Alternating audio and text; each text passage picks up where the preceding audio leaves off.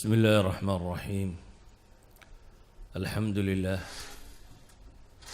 الصلاة والسلام على رسول الله. اللهم وفقنا لما تحبه وترضاه، وبعد، فالسلام الله عليكم ورحمته وبركاته. أيها الأحبة، إن شاء الله تعالى وحوغا كوبان بين كورن دونا كيفية استقبال رمضان، أما بشهر رمضان يقفك مسلم كاسيدا لوغا باهيين وديار كروبه. حين كجرنا شعبان أيام كدبنا إن شاء الله تعالى رمضان بين قارنا. رمضان وابل الصومه وبالقيام الليل لوكعه وبالنصوص تكسر ارتال عتق من النار. إن شهادة لها لقفك إن نار إلهي كحريي وإن شركيس النار تابا دونين وبال داغ قفك مسلم كو برطية وحبحنته وبالقفك استو مسلمي المصالحة مع الله أو الرجوع إلى الله وربي النقض سبحانه وتعالى. وابل النبي قلت المامي عليه الصلاة والسلام سدادتك اللو ترغيبين يلو علي سيني يا الله سبحانه وتعالى إن الباب دا جنة الله فره، الباب دا النار تنا لحده، وحيابها دتك عرقلة دي جنة دا اسكهر تاقه أما النار تكدر قيا كتخن تخينا وابالستي الشياطين تواوين وقوين يغنا إن لحده.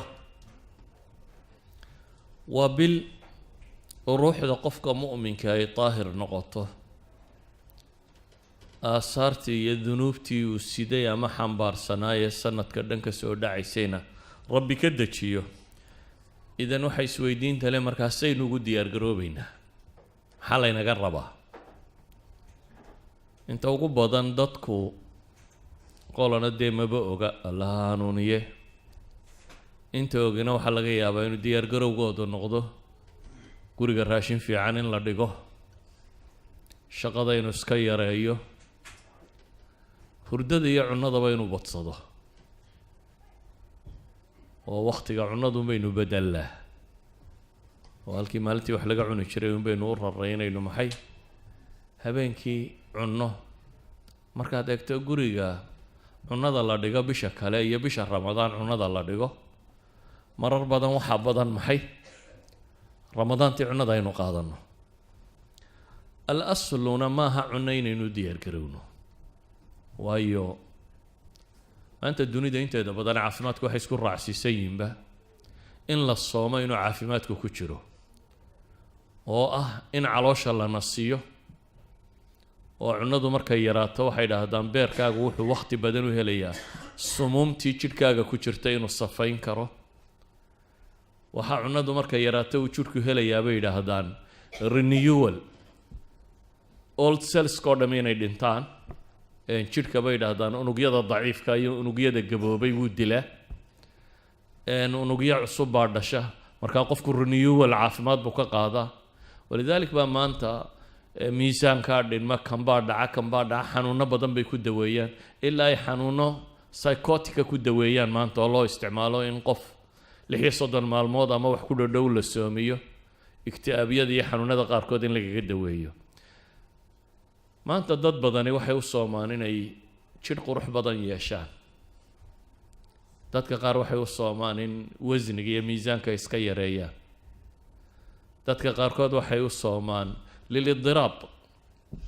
dowladda iyo wixii laga cabanayay in xabsiyada iyo meelahaas oo kale in cunada laga soomo idiraab iyadoo ah. laakiin waxaynu isweydiinaynaa qofka muslimka ahi maxaa asale uu soomaa? waxani waa tabac, yani inaad caafimaad hesho ama inaad kan heshaa maaha asalkii soonka. asalka soonku waa maxay? yaa ayuha aladiina aamanuu kutiba calaykum asiyaamu kama kutiba cala aladiina min qablikum lacalakum tattaquun baa ilaah yidhi. kuwa iimaanka laga helayow soom baa laydinku waajib yeelay sidii ummadihii idinka horreeyaba loogu waajib yeelay cibaadaadka qaarkood waa qadiim mundu qidami zamaan intii umamku cibaadaad la wada faray baa jira hayaakil alcibaada wa kayfiyatiha baa kala gedisnaatay مثلا صلاة وعبادة قديمة صومك وعبادة قديمة حجك وعبادة قديمة والغا يا بقاب كلو غدن يا من لو سمينين كلا قديسين نبي كستا تشريع الى سوسي انه كقديسين لا لكن اصول العباده اركان الاسلام قال لا انت بدن وعبادات قديمه وقران كوينات الماميه صومك الهي وحنا لي كتب عليكم الصيام كما كتب على الذين من قبلكم صوم بليدك واجب يالي sidii loogu waajib yeelay kuwii idinka horreeyay maxaa laynoogu waajib yeelay ma ciqaaba oo inta layna ciqaabaaba dembiga laynaga maydhaya miya maya ilaahay aayadka dambe wuxuu leeyahy yuriidu allahu bikum alyusra walaa yuriidu bikum alcusra ilaahay wuxuu idinla rabaa inuu noloshaba idin fudaydiyo soonkaba waxaa laydin faray in noloshu idin fududaata baa la leeyahy culaysna rabbi idinlama rabo idan soonka culays kuma jiro haddii sidii sharcigu uu sheegay loo samaynayo waxaa ilaahay ina farayaa sababtu waa maxay lacalakum tattaquun ina mansilatu taqwa gaadhaan aslu lcibaadaba mansilatu taqwa bay ku gaadhsiisaa yaa ayuha annaasu icbuduu rabbakum aladii khalaqakum waladiina min qablikum lacalakum tattaquun baa ilaahay yidhi wardadow rabbigiin caabuda idinka idin abuuray iyo kuwii idinka horreeyayba maxaa u caabudaysaa lacalakum tattaquun kayta tattaquun haddaba ayuha alaxiba waxaynu u baahanay ramadaan in loo diyaar garoobo munaafiqiintii ka hadhay dagaalka ee dabeetana cudurdaarka nebiga ula yimid dagaal maxaa la yidhaha tabuuk markii loo baxayey tabuuk waa dowlad weyn baa dagaal lagala hortegayay oo dowladdii romanska iyo dadkii raacsanaaya waktiguna wakti kulul buu ahaa oo waktigan khaliijka 40 iyo 50 ka dhacaan yani wakti samara xagaaya bay ahayd dabeetana bil wakti ku dhadhowna waa la lugeynaya xagaaga marka ragii daacadda ay ka ahaydna way u diyaar garoobeen inay lugta iyo wuxuu fuuli lahaa iyo bisha siduu socon lahaa kuwii waxay fuulaan waayeen mu'miniinta ahaa waa kuwii nebiga u yimi iyagoo ooyo le ilaahay rasuulkiisa iyo wax nasaar ma haysano geel iyo farda iyo waxaanu fuulo toona ma haysano inaanu kaa hadhnana ma rabnay waa kula dagaalgalaynaa ee waxaanu raacna nasaar qolaa jirtay munaafiqiin oo iyagu maadaama noloshu ay adkaatay xagga kale marka laga eegana waa waqtiga timirtu bislaato oo beerahay lahaayeen carabtu waqtigaasay u bislaataa marka nimankii munaafiqiinta iyagu marmarsiiyay sameeyana way hadheen ilaahay oo qadiyadooda ka warramayaba wuxuu yidhi walow araadu alkhuruuja laa cadduu lahu cudda baa ilaahay yidhi hadday marka horeba iraada doonitaan hadduu jiray inay rabaan inay baxaan way u diyaar garoobi lahaayeen baa ilaahay yidhi subxaana wa tacaala ee diyaar la-aantu waxa ay tilmaamaysaa inaanay rabin maxay inay baxaan haddaba soomku ayuha alaxiba wuxuu inaga rabaa diyaargarow wuxuu inaga rabaa diyaargarow ah inaynu u diyaargarowno mansiladii loogu talagalay qofka mu'minka ah soonku inay gaadhsiiso inayna gaadhsiiso sida awgeed ayaa salaf ilumma marka ramadaantu soo dhawaato waa ku farxi jireen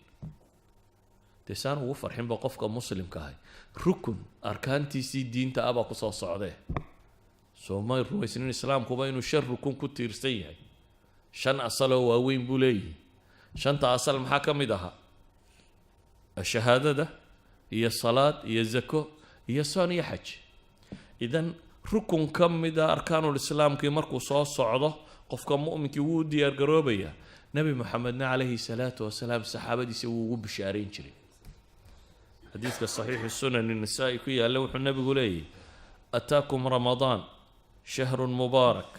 farada allahu caza wajalla calaykum siyaama tuftaxu fiihi abwaabu الsamaa وتغلق فيه أبواب الجحيم وتغل فيه مردة الشياطين لله فيه ليلة هي خير من 1000 شهر من حرم خيرها فقد حرم نبي صلى الصحابة الله الضيّة رضوان الله عليهم ayuu nebigu salawaatu ullaahi wasalaamu wuxuu leeyay waryaadheen ramadaan baa idin timi buu nebigu leeyay oo bil barakaysana ramadaan waa barakaysantay dhammaanteed ilaahay wuxuu idinku waajib yeelay buu nebigu leeyahay soon albaabada samada ama albaabada jannada waa la furaa abwaabu samaa waa la furaa acmaashiina la aqbalaya abwaabuljanna waa la furaa iyadoo laydinku dhiiri gelinayo abwaabta jaxiimana ama jahannamana waa la xidhaa shaydaamada waaweyn ee idinkiin fogeynayo dhanna waa idinka qabanayaa bishaas baa la yidhi shayaadiintu waa ijaaza compulsory leave baa la siiyaa kuwa waaweyn oo dhan waa xidhan yihiin bisha tan iyana habeen baana ku jira buu nebigu yidhi 1000 bilood ka khayr badan 1000 bilood cibaadadood waa intee oo 280 sannadood habeen ka khayr badan baa jira oo bishan ka mid ah man xurim qofka laga manciyey heli waaye khayrkeeda ramadaanta ama habeenka khayrkeeda qofka waaya faqad xurim kaasi khayr heli maaya baa la yidhi haddaba nebigu calayhi salaatu wasalaam waa bushaaraynaya saxaabadii buu bushaaraynaya waxaan ugu bushaaraynayaa waqti aan waqtiyada la mid ahayn inuu soo socdo nimanka dujaarta ah ee seasonalka wax iibiya waqti kasta qalabkiisa iibiyaan maalan markay ciidda rabaan inay wax iibiyaan ciid gaaleed ama ciid muslim ha noqotee ciidda waxa soconaya oo dhan bay soo diyaariyaan waxaan u arkaa waqti yar oo aan badnayn oo aada loo faa'iidi karaa inuu jiro faa'iidooyin badan la helayo qofka muslimka iyo marka bisha tani waa bil aada u khayr badan waa bilu qofka muslimkii maca allaahi jumlah uu kula baac mushtaraynayo waa bil aad dhalin karto dee 280 sannadood baad habeen dhalin kartaa 280 sannadood cimriga wixii aad cibaado samayn kari lahayd ayaa habeen ka mid ah ramadaanta aad samayn karaysaa idan waa bil aan waqtiga intiisa kale kuula mid ahayn saa daraaddeed qofka muslimkii wuu diyaar garoobaya bishan weynadeeda waxaa kuu tilmaamaya laba nin oo saxaabada ka mid ah ayaa soo hijrooday dabeetana طلحة بن عبيد الله وصحابي اللي ورن شري بي لدقه لبضا نين way jihaad galeen markii ay jihaad galeen ayaa midi shahiidnimo qaatay midkii kale waa laba nin oo soo islaamo islaamnimadoodu fiicnaatay oo nabiga la dagaalgalay mid baa dagaaladii shahiidku noqday kii kalena sanad kaluu sii noolaaday bishii ku xigtay ramadaanna waa joogo waa dabeetana si caadi u geeriyooday طلحة بن عبيد الله صحابي اللي ورن شري أيها وحي الريان أركي الرياد السديدة با قد تكون حقا وقد تكون خزعبلات يعني النبي عليه الصلاة والسلام حقوت المامية النبدي وحكا هاري وحكا ميدا محي الرؤية صالحة marka riyadu dhabna waa noqotaa baatil iyo iska dhabna waa noqotaa saxaabigana uu riyooday wuxuu ku riyooday iyadoo jannadii ay gelayaan dabeetana saddexda yadaanu ahayn buu leeyahay aniga iyo labadii nina kale kii dambeed dhintay aan jihaadka ku dhimanin ayaa la yidhi soo gal kii baa la horreysiiyo horgalay dabeetana kii shahiidka ahaa baa ka dabagalay anaa isidhi galo adiga weli may gaadhin wakhtigaagii baa la yidhi buu yidhi markaa wuu soo baraarugay riyadii baa faaftay nebigaa loo sheegay nebigu calayhi salaatu wasalaam wuxuu ku yidhi maxaa ula yaabaysaan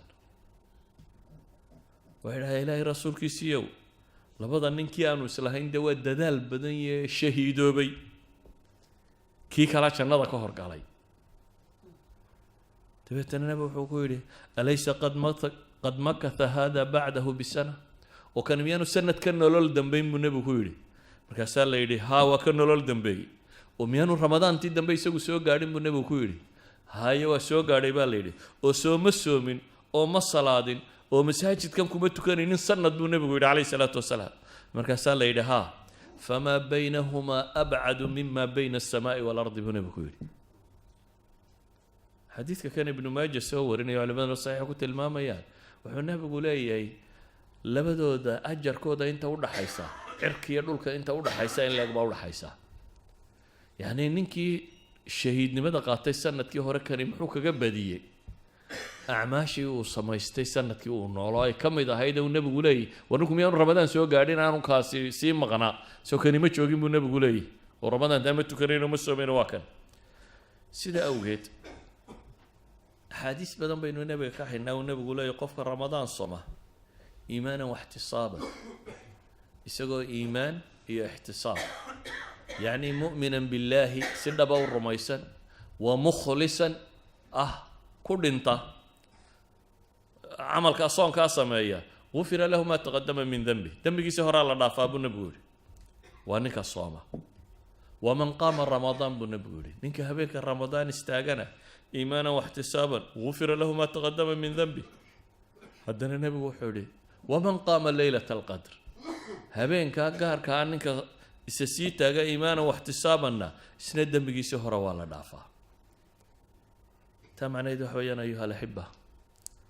ramadaan waa fursa waa tijaara raabixa bilaa shak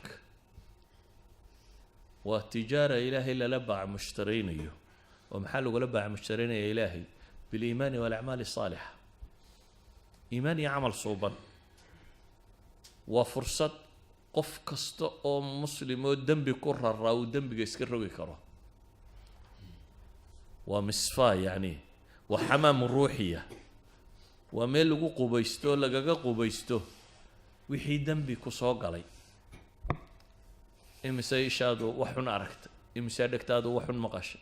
imise carabkaagu wax xun ku hadlay imise xisaabi uun waxaasoo dhan qaabkii la ysaga maydhi lahaa weeyaan sida awgeed buu nebi moxamed calayhi salaatu wasalaam maalin buu mimbarka fuulay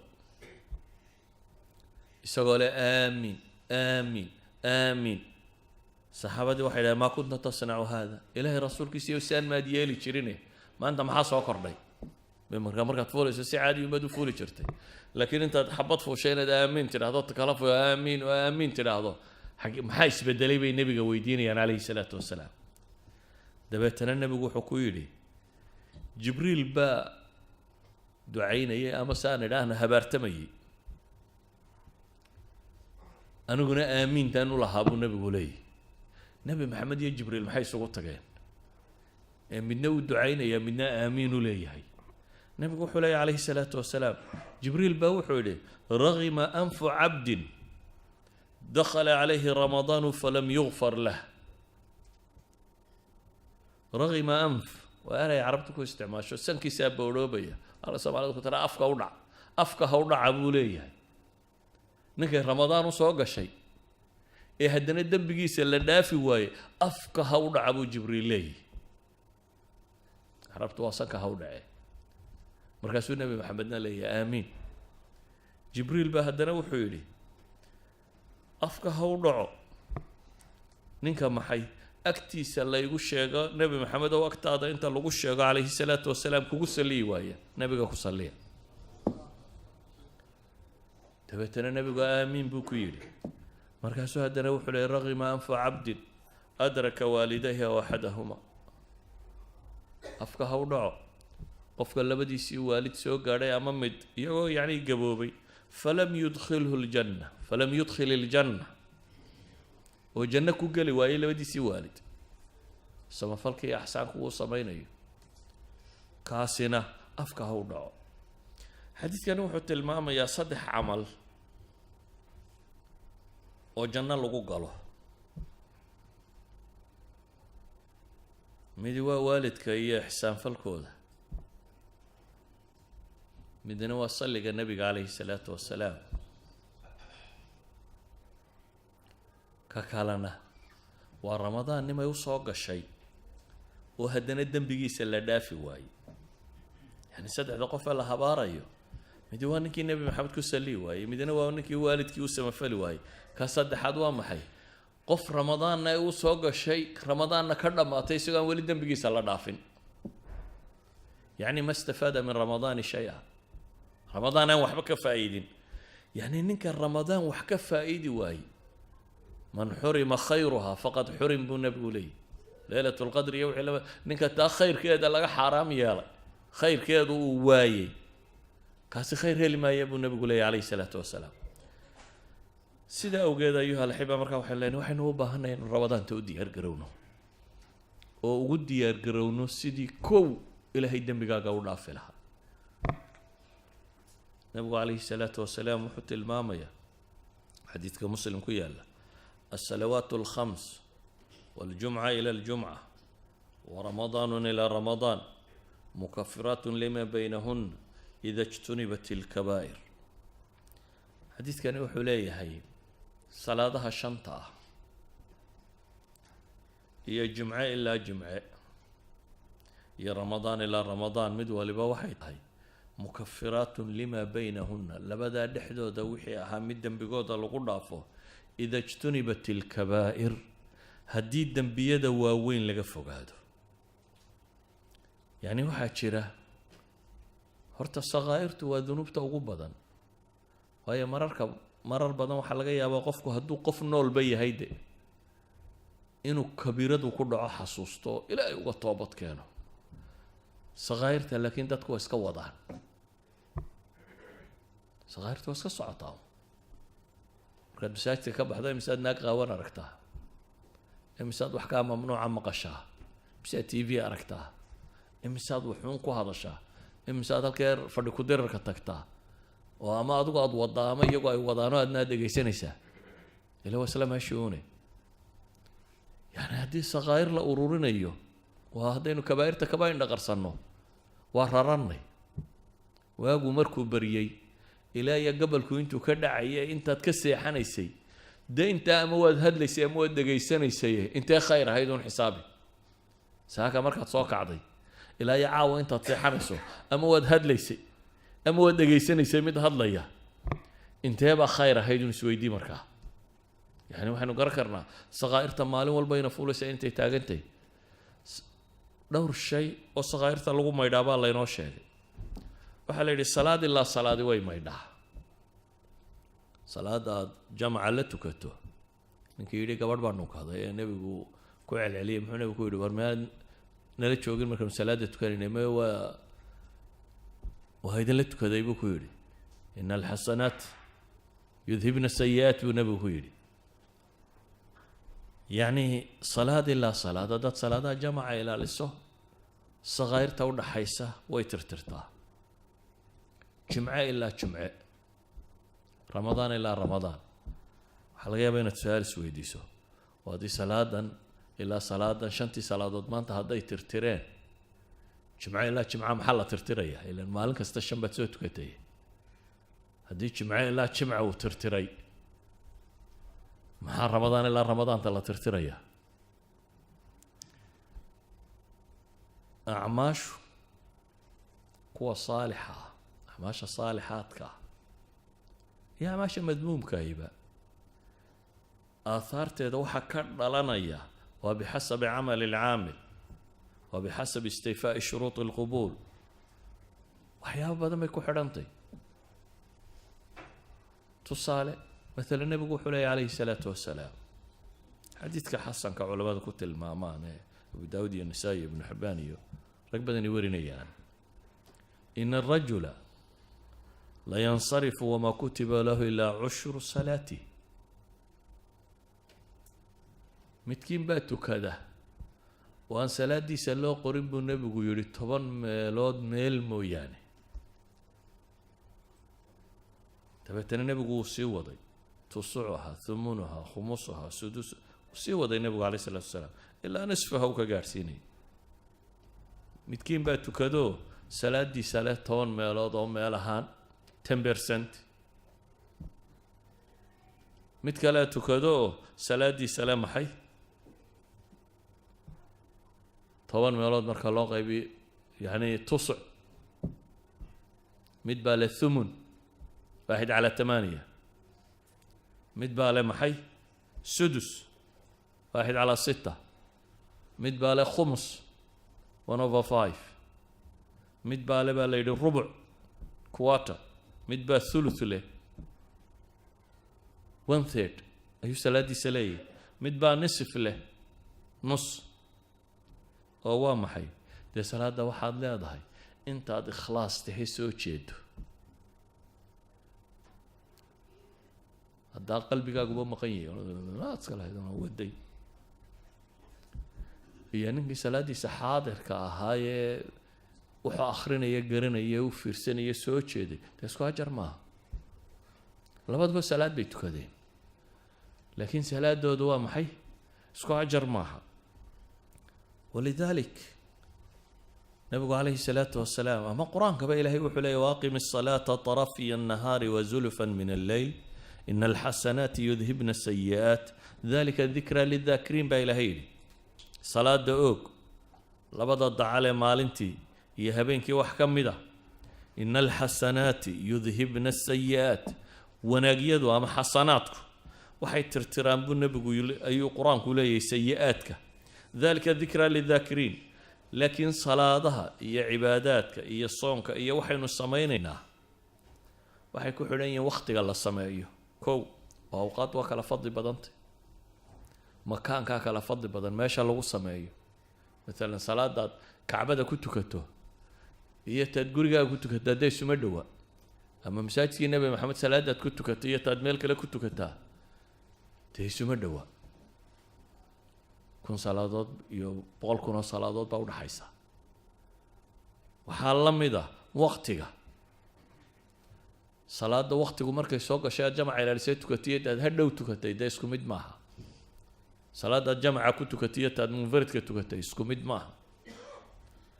waxaa la mid ah xuduuri alqalb sidaad xaadirka u ahayd salaadaad adoo maqan tukato haafila iyo adigoo mutayaqid oo xaadira salaadaad tukatay isku mid maaha waxaa la mid ah ikhlaaska مثلا nabigu calayhi الsalaatu wasalaam axaadiista wuxuu tilmaamayay mid aakhiro dunuub badan inta loo qabsado la leeyahay wax camala ma garanaysaa oo marka dambe le ilaah waan wax camala oo kaloo dheeraad oo sameeye garan maayo khayra oo bataaqa la keenayo bataaqada maxaa ugu qoran tawxiid laa ilaaha ila allah diisi baa ku qoran muxamedun rasuulullah laakiin waa laa ilaaha ila allah mukhlisan min qalbi waa laa ilaaha ila allah nooc gaara ah taasaa kafada loo saarayaa dabeetana taasaa ka cuslaanaysa wixii kale oo dhan oo haddaa dadka laa ilaaha illa allah yidhi oo dhammi naarta waxba ka geli maayaan miya maya waa gelayaan qaar badanoo asxaabu laa ilaaha illa allah yabaa naarta gelaya oo qaar shafeecada nebi maxamed lagaga soo saaraya oo qaar shafeecada malaa'igta lagaga soo saaraya oo akhiiran ilaahay subxaana wa tacaala waxa ku har ka soo saaraya dabcan wixii tawxiid ku dhintaa naar ku waari maayaan laakiin geli maayaan lama odhan karo naar ku waari maayaan laakiin qaar baa jira tawxiid intay ku dhintaan aan naartaba gelaynin tawxiidkiisu waxa kaloo dhan uu ka culus yahay waxay leeyihin waa acmaali lquluub baa kala cuslaysa waxa kan walidalik nabigu calayhi salaatu wasalaam wuxuu inoo tilmaamayaa salaadaheenu inaanay sinnayn wuxuu kaloo tilmaamayaa man iqtasala yowma aljumca walabisa min axsani hiyaabi wamasa min tiibin in kaana cindah uma ata aljumca ninka maydha maalinta jumce ee dharka waxa u fiicana uu haysto soo xidha ila waa maalin ciideed jimcaha muslimku yahay ee dabeetana udug haddii uu haysto soo marsada ee dabeetana jimcaha yimaada ee aan dadka ka dul taltallaabsanin buu nebigu yidhi falam yatakhata acnaaqa annaas dadka aan jiidhjiidhin ee halkii ugu bannaanee uu helo fadhiista oo tukada wixii alla u qoray inuu tukado dabeetana marka imaamku yimaado aamusa oo dhegaysta kaanat kafaaratan lima baynaha wa bayna jumcatihi alatii qablaha buu nebigu yihi tani waxay kafaaro u tahay jumcadan iyo jumcadii ka horreysay wixii u dhexeeyey idan jumcada waynu wada nimi laakiin isku mid maaha jumcadeennu mid baa goor hore yimi oo la mida buu nebigu yidhi sidii nin neef geela sadaqadaystay ka ku xiga saacadda ka dambaystaba nin neef saca sadaqadaystay neef lo ah ka ku xiga neef adhiya ka ku xiga digaagad ka ku xiga maxaa la yidhi xabad beeda dee ninka xabad beeda sadaqadaystay iyo ninka neef geela sadaqadaystay ma isku meel ba salaadoodu dabeetana nebigu wuxuu tilmaamaya calayhi salaatu wasalaam haddaba إلهي وحو قرآن كله إنما يتقبل الله من المتقين إلهي وحو أعماشا كأقبل ذاتك متقين تا قف عمل بو متقي كيه معناه إذا ماها قف وضا التقي يبا شريا ميد وذا فاسدة waxaa laga yaabaa camalkan isagoo kaa xumaaday salaada hore iyadoo kaa xumaaday salaadaada dambe inaad adigoo xaadir oo qalbigaagu soo jeedo fiican tukatid idan camalka intaad soo jeedabaad ajarkiisa weyn leedahay intaasaa inta dunuubta masaxaysa bay culamadu yidhaah markaa salaadahaagii haddii laysu gegeeyay ay wada dhammayn waayeen oo jimcadaadii marka lagu daro ay haddana wada maydhi kari weyday ramadaantaadu hadday fiicnaato iyadaa maydhaysa wixii inta hore u taag weyday ولذلك هدي كوبية طبعا بلوت صلاة خلخلا ينسو تكنيني أما جمعة إمام كو تاغنونا ينسو فوليني سو قليني مساجدك أنا سكوت داينو بيشا تنيني نقطة بيشي أينو ترتيري لهين وحي عمل إنا قتك يوردن وحي ذنوب إنا قد عدي هوردن بلا إنو ترتيره وحينو رمضان قبلنا لبا الشيبة وغفي عنه mid waa inaynu dembiga iska maydhno midna waa inaynu darajaadka kor u korro ajarka aynu shaqaysanayna inaynu badinno mustaqbalka u dhiganno dembigii hore inaad iska maydhidoo nadiifisid ramadaan waad awoodi kartaa inaad ajarka biirisana markaad intaa maydhana waad ziyaada ani dunuubaad shaqaysato na waad awoodi karaysaa سأوجد بقى منقبضة رمضان أجرها إلى ذا وحكم ده نبي عليه الصلاة والسلام حديث القدس جوح كشاجي إلهي بقى وحيري كل عمل ابن آدم له خيرنا بقى آدم ورد من عمل كشقيستاني يقاله إلا الصيام مو يعني أو إلا الصوم صوم كمو يعني فإنه لي وأنا أجزي به استجا أنا إسكاله وكأبال مرين يبقى إلهي تبعت أنا حديث جوح وصيت المامية والصيام جنة صنك وقاشان ذنوب تلقى قاشانته نار لقى قاشانته فإذا كان يوم صوم أحدكم متكين هدو مالنتي سيسون تشوغو فلا يرفث يومئذ ولا يسخط يوم مالنت أفحمك وهدين ويو قيلني هدي عيدك عيدا نبو قيل أما سيكول الدقاء لانتنا أجر كاقا هيسكد منه وحتى هذا إني امرؤ صائم وروان صومنا كله قفك وعايا أما كل دقاء إني امرؤ صائم كله والذي نفس محمد بيده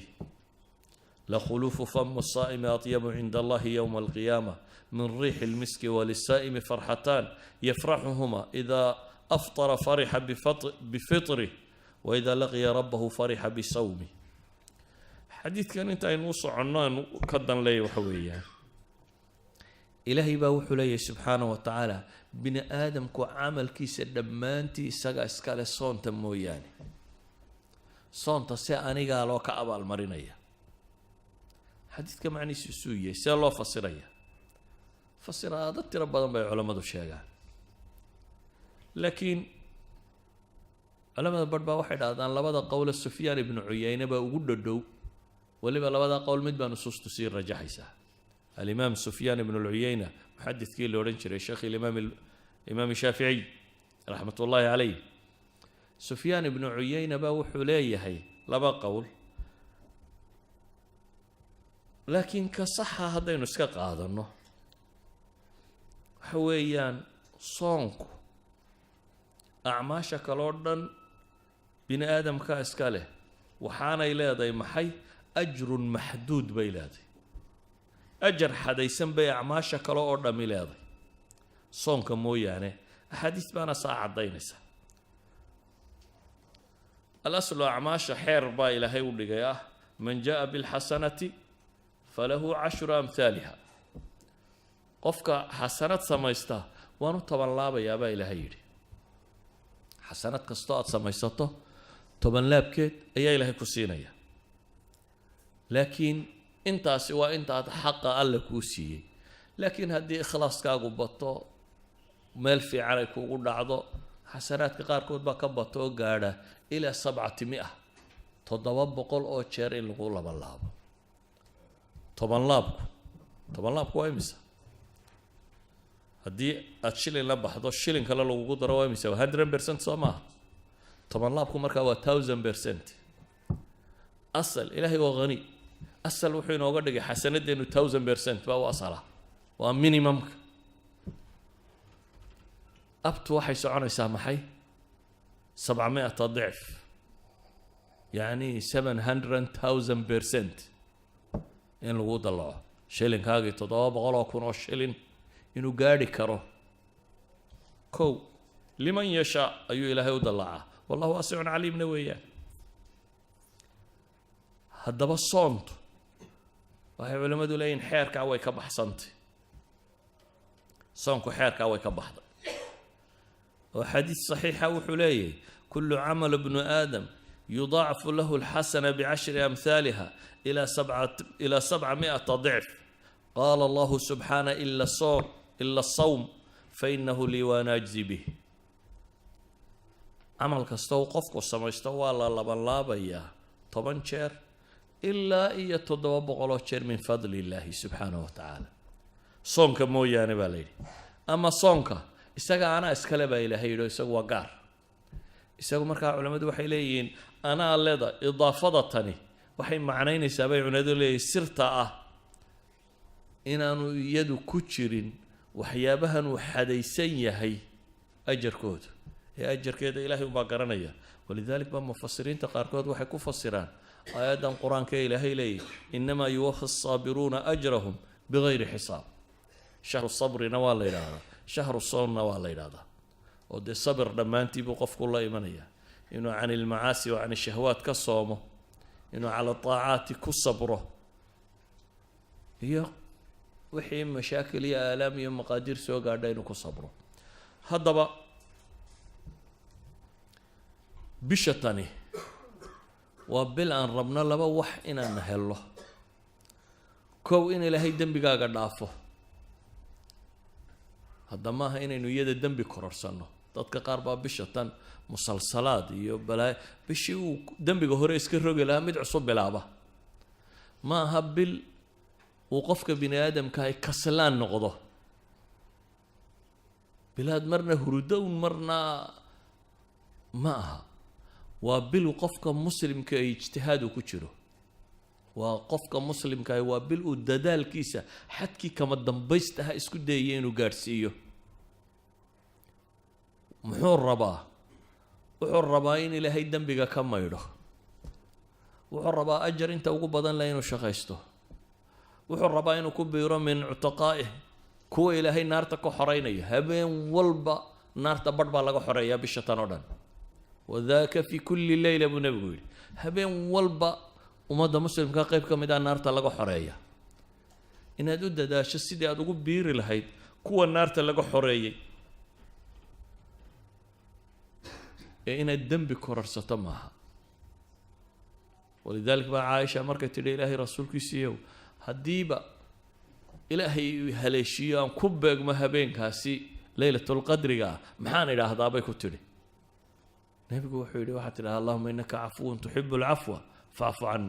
ilaahu dembigayga rogdhe ilaahu icafi waxaad ku ducaysata habeenkaasi ha noqoto buu nabigu leeyahy calayhi salaatu wasalaam ilaahu cafi bishatan cibaadaadka la sameeyo culimadu waxay yidhaahdaan markaa cibaadooyinkeedu uma dhigmaan xataa cibaadooyinka bilaha kale la samaynayo walidaalika baa matala nabigu wuxuu leeyahy cimrada la cimraysto ramadaan gudaheeda tacdilu xija wa fii bacdi riwaayaat xijatun maci ramadaan inaad soo cimraysataa xaj bay u dhigantaa xagga ajarka marka la eego nabigu tilmaamaya ama xagga dambi dhaafka ama weynida xaj bay u dhigantaa baa leeyahy riwaayadka qaarkood baa weliba waxaa leeyahy xaj aad nebi maxamed la xajtay xaj oo dhan maaha xaj aad wadaad yar raacday maaha xaj aad nebi maxamed la socotay ayay u dhigantaa haddaba waxaan leenahay ayuha alaxiba bisha tani waa bil uu qofka muslimka ahi training galo waa course uu qofka muslimkii tadriib ku qaato tadriibkaasi kow wuxuu salaynayaa inuu uskaga iskaga maydho gaalnimada iyo dunuubta oo dhami waa najas waa najaasat alqalb kalaa bal raana calaa quluubihim maa kaanuu yagsibuun baa ilaahay tilmaamaya qalbiga waxaa daxaleeyay maa kaanuu yagsibuun uskagoo dhan inuu qofku iskaga maydho waa waxa koowaad. waa marka labaad ee naar inuu ku xoroobo. waa marka saddexaad ee inuu ajar helo. waa marka saddexaad ee waa bil uu tagyiir kaba suurtageliye qofka muslimka inuu noloshiisa bedelo. waxyaaba bini aadamka ugu adag ee noloshiisa ka mid ah cunooyinka ka mid ah cunadaadii baa la raray. waqtigaad wax cuni jirtay iyo waqtigaad seexan jirtay iyo wixii oo dhan baa la bedelay. idan haddii waxyaabihii fastka ku ahaba la bedeli karo, everything noloshaada ku tacalluqa waad bedeli kartaa. You can change. balwad ha noqoto, caada xun ha noqoto, dambe ha noqoto, wax kasta oo nolosha ku tacalluqa. waxay yidhahdaan culamadu bisha tani waa shahrun litagyiir gebigeedba. waa systemkaaga nololeed oo dhan inaad dib u hufto, balaan cusub inaad degto oo ah saad u xoroobi lahayd ee naf iyo shaytaan uga xoroobi lahayd. walidaalika baa waxaa la bedelay waqtigaad wax cunaysay, waxaa la bedeloo la cidhiidhiyey waqtiyadii, waxaa la kordhiyey waqtiyada cibaadada. nebi maxamed calayhi salaatu wasalaam acmaal gaaraa jirta uu bishan inoo sii tilmaamay. waa kuwa ugu culus ee traininka lagu qaato. traininada ugu culus kow dee isaga waa ramadaan, waa wada garanay. iyada in la soomayo waa garanay. waxyaabaha ugu culus ee bishan la qabto waxaa ka mid ah nebi maxamed calayhi salaatu wasalaam waa bishuu malakul jibriil qur-aanka la daraasayn jiray. malakul jibriil baa u yimaada nebi maxamed iyo malakul jibriil baa waxay daraaseeyaan kitaabka alle, ilaahay hadalkiisa. idan bisha tani bay culammadu yidhaahdaan waa bilu qofka muslimkii u xidhxidho inuu ku tadabburo ilaahay kitaabkiisa oo fahmo ilaahay muxuu nolosha ka rabaa inaan sameeyo. waa aakhir wasiiqa samada ka soo degta oo bini aadam lagu saxayo. aakhir hidaaya, absolute value bini aadamka loogu talagalay noloshiisa oo dhan inuu ku balaangaraysto. ka waran madaxweynaha waddankani ama ra-iisul wasaaradda waddanku hadday waraaq ku soo dirto maalin walba aad akhrida laakiin weligaa aanad fahmin, maxaa lagu odhanayaa? qoftee yaraa khabal wax u dhiman yihiin baad u ekaanaysaa. waraaq adiga dantaada ka hadlaysa oo kuu soo degtay oo aada gacanta ku haysato oo weligaa aada akhriyaysuuna aada fahmaynin.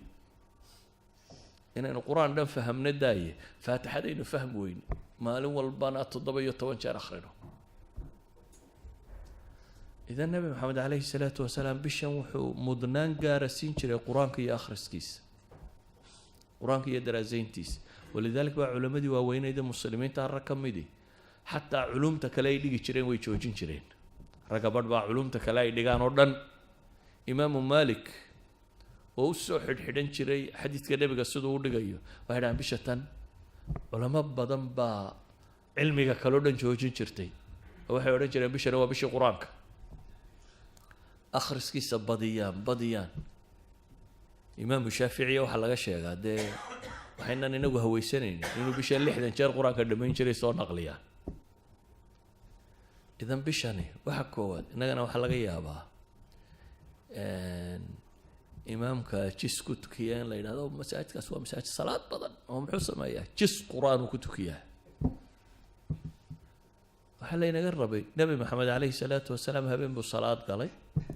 dabeetana saxaabi baa u yimi wuxuu yidhi iskaga xidho waa kan dee nebigiiba tukanayay. waa ku xidhay. dabeetana nebigu calayhi salaatu wasalaam faatixadii markuu ka baxay buu albaqara bilaabay. waxaan sidhi buu yidhi dee kolley 100 aayadood meelahaasuu akhriyi doonaa. waa dhaafiyey. albaqaro dhan buu dhameeyey buu yidhi waa 286 aayadood, waa 2 jis iyo dheeraad. albaqaro dhan buu nebigu dhameeyey buu yidhi. haddana albaqaro marka uu dhammaynayey ayaan sidhi buu yidhi bes dabadee hadduu rukuuci doonaa. suuratu nisaa buu bilaabay buu yidhi. markaasuu iyana dhameeyey buu yidhi nebigu calayhi salaatu wasalaam. markaasaan sidhi buu yidhi hadduu iska rukuuci doonaa. markaasuu aali cimraan dib ka bilaabay buu yidhi. haddana suuratu aali cimraan buu dhameeyey. waa 5 jis iyo dheeraad ayuu hal ragca akhrinaya. intaa waxaa ka mudan weliba wuxuu leeyahay aayad cadaab muu soo marin ilaa ilaahay buu ka magan gelayay. meel tasbiixa muu soo marin ilaa wuu tasbiixsanay. yacni qur-aan la leeya maahayn, qur-aan lagu tadabburayo la fahmayo wuxuu sheegayo laga jawaabayo oo ahaa isagoo salaada ku jira markuu tasbiixaad iyo xamdalo soo maro uu tasbiixsanayay markuu soo maro cadaab iyo wax la mid ah uu ilaahay ka magan galay markuu nimco iyo janno iyo wax la mid ah soo maro uu rabbigii weydiisanayay hal ragco ku tukaday hal ragco ayuu shan jis iyo dheeraad akhrinaya xawaali idan nabigu calayhi salaatu wasalaam ramadaantii u dambeysay laba jeer buu la dhameeyey qur-aanka daraasadiisii uu la dhameeyey kuma malakul jibriil idan bishatani waa biluu qofka muslimkii u xidhxidho warbal ilaahay warkiisa faham horta rabbi waxa uu kuu sheegayo rabu الsamaawaati wاlard ayaa adiga kula hadlaya bidaatik dadka qur-aanka markay akhrinayaan cid kale ka fakeraan cid kale ha ka fakerin adigun baa ilaahay la hadlaya qof walba gaarkiisa loola hadlaya waxyaabaha bishatan uu aadka u qaban jiray nabigu calayhi salaatu wasalaam ama muslimiinta uu faray waxaa ka mid ah dee qiyaamu leylka taraawiixda salaada badan ee la tukanaya inaad salaadaha badsato waxyaabaha la isfaray waxaa ka mid ah bishatan aadka loogu dadaalayo oo nabigu samayn jiray atasaduq sadaqaadka inaynu inagu wax cunnaa baynu badinay inaynu dadka wax cunsiino sidaa awgeed ayuu saxaabigii muxuu lahaa nabigu wuxuu ahaa mid deeq badan dee asliyan baa nabiga caadadiisa waxayd weligii wax la weydiiyey maya ma odhan aduu bal qiyaas qof wax la weydiiyey aan maya odhanin weliba dee dadku isku mid maaha markaan dadkaba cidi kaa dhex aqoon aad meelahagaas ka joogto cidda kugu soo beegmaysay wax ku moodaysaa dee waa dad yar waa in yaroo qaraaba iyo laba saddexa saaxiib ahayd aynu cid kale bay wax ku weydiinaysa laakiin ka waran haddaad dad madaxdood tahay oo weliba aanad askar iyo cid ku ilaalisa lahayn oo weliba hadduu madaxweynuhu 5 salaadood halkan inagula tukado oo cid dadka ka celinaysa aanay jirin imse qof baa wax weydiisan lahaa so qof waliba dantiisa kulama soo dhaqaaqaan isma yidhahdeen waa madaxweynihii ka waran hadduu rasuul ilaahay yahay rasuulkii ilaahay oo dadka dhex jooga oon meel la ku maqnayn oo 5 salaadood ba la arkayo oo haddana weligii wax la weydiiyey aan maya odhanin wax la weydiiyey aan qatu maya odhanin haddana isagoo sidaas noloshiisu ahayd ayaa la yidhi haddana ramadaan wa kaana ajwad mima yakuun wuxuu ahaan jiray fii ramadaan bisha ramadaan wuu ka deeq badnaa bilaha kaloo dhan baa la yidhahdaa intuu bishaa bixiyo way ka gadisnayd waxbixintiisu ka riixil mursala bay ahayd buu xadiidku tilmaamaya sidii dabayl dhabanaysa dabayl babanaysa ama dhabanaysa ayuu la mid ahaa yacni nabigu calayhi salaatu wasalaam gacantiisi way furayd bishatani waa bil markaa dadka muslimiinta ee takaaful ijtimaaci isu naxariistaan foqorada wax la siiyo masaakiinta wax la siiyo qaraabada la xidhiidhiyo tolka la xidhiidhiyo cid walba wax la siiyo waxyaabuu nabigu bishan samayn jiray waxaa ka mid ah iyadoo cibaadadiisu ay saa u badanto haddana bisha qayb ka mid ah dunidaba kasii go-i jiray marka horeba bisha cibaada lagu jiray haddana qayb kaloo bishan ka mida buu ictikaaf wax la yidhaahda samayn jiray 10 maalmood 20 ma waa ictikaafa ictikaafku waa maxay waa inuu qofku masaajidka isku xareeyo aanu dib uga bixin ilaa lidaruura inuu ama masquultiga iyo ama cunno la siinayo wax allaaliya wuxuu ka maarmi karo inuu ka maarmo albaabka masaajidka inaanu istaagin oo markaa masaajidka gudihiisa maxaa laga qabanaya dadka barhba intay ictikaafka kusoo xaroodaan hurdo uun haddana hurdo looma soo xaroodo daad seexanaysa gurigaaga baad seexan lahayd waxaa loo soo xaroodaa in cibaadada la maximize gareeyo bishii waa sii dhammaanaysaaye 10ka dambe inaad goosato markaa the last days baad ku jirtaa 10ka maalmood ugu dambeeyana nabigu calayhi salaatu wasalaam uu ictikaafi jiray marka ictikaafku macnaheedu waa maxay xaaraan iyo baabka ka kaalaya mubaaxaadkii iyo xalaashii buu ka tegayay xataa xalaal ajar looga qorayuu ka tegayo ajar ka weyn uu raadinayay nabigu calayhi salaatu wasalaam wuxuu inoo tilmaamay ninku gabadhiisa markuu u tago hadduu xalaal ugu tago ajar baa loo qoraa siduu xadiidka nabigu sheegayay laakiin 10kan maalmooda dambe maca dumarka waa laga fogaanaya walaa tubaashiruuhunna wa antum caakifuuna fi lmasaajid baa ilaha yidhi haweenkana ha la dhaqmina idinkoo ictikaafsan baa la yidhi idan 10kan maalmood calaa'iqu dunya kullaha buu jaraya wuxuu u fasax qaadanayaa inuu umuurta aakhiro oo qura bishan ka shaqeeyo inuu 10kan maalmood umuurta aakhiro oo qura uu ka shaqeeyo waxyaabaha bishan ku badnaa nabiga calayhi salaatu wasalaam waxaa ka mid ah ducaa ilaahay baryadiisa walidalik baa aayadda ducada ugu khaasaysani waxay ku soo aroortay maxay fii wasati aayaati sawm waidaa sa'alaka cibaadii canii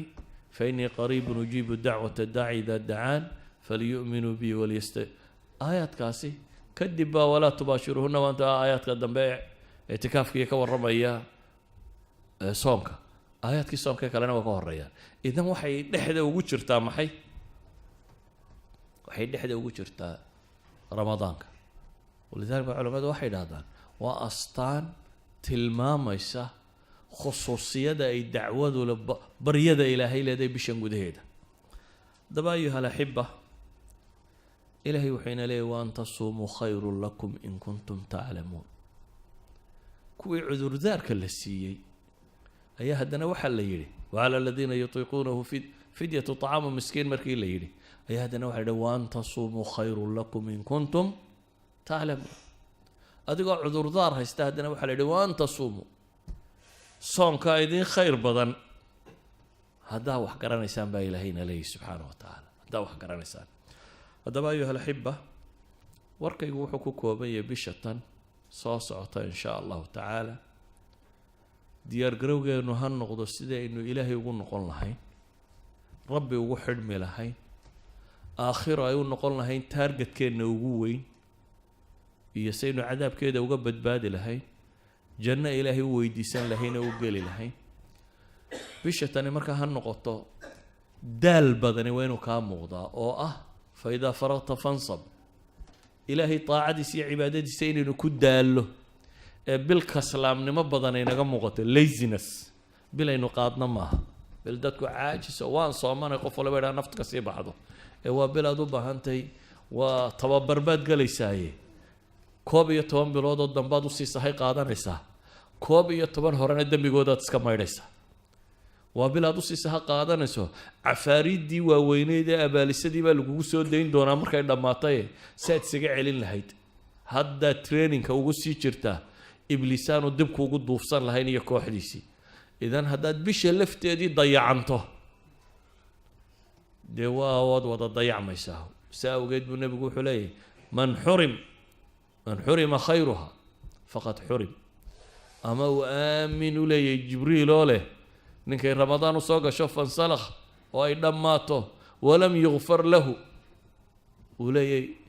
afka ciidda ha daro nebi maxamedna waa aamiin leeyahay ilaahay waxaan ka baryayaa subxaanahu wa tacaala inta gaadha bishatan ee asiibtee ka faa'iidaysata ee ilaahay ugu dhowaata in rabbi inaga yeelo sala allahuma calaa muxamedin wacala aalihi wasaxbihi wasalam alxamdu lilah rabbi alcaalamiin